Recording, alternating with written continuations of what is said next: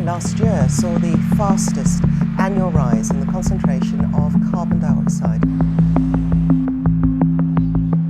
বন্ধুরা, যে গরম সহ্যের বাইরে 2024 সালে যেখানে তাপমাত্রা প্রায় 40 ডিগ্রি ছুঁই করছিল, সেখানে মানুষ হাঁসফাঁস করছে। 2025 সালে এসে এপ্রিল মাসে এখনই তাপমাত্রা প্রায় 40 ডিগ্রির কাছাকাছি।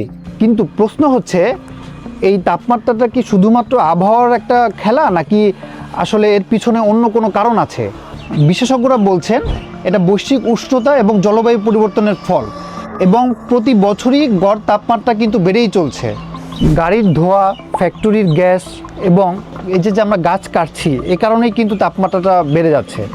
এর ফলে পৃথিবীর উত্তাপ আটকে যাচ্ছে এবং এই পৃথিবীটা ধীরে ধীরে হয়ে যাচ্ছে একটা হিটিং মেশিন। আমরা যদি এখনই সচেতন না হই, তাহলে একসময় গরম ঠিকই থাকবে, কিন্তু পানি থাকবে না, ছায়াও থাকবে না, আর এই জনজীবনের অস্তিত্ব সেটাও থাকবে না। তাই বন্ধুরা, এখনই সচেতন হন, বেশি করে গাছ লাগান, পানির অপচয় রোধ করুন এবং প্লাস্টিক পোড়ানোটা বন্ধ করুন। আর গাছ যদি আমরা লাগাতেও না পারি, বিশেষ করে যেন গাছ আমরা কাটাটা বন্ধ করি। আসুন আমরা জলবায়ু বাঁচানোর জন্য কাজ করি, যেন পরবর্তী প্রজন্ম একটু শান্তিতে নিঃশ্বাস নিতে পারে।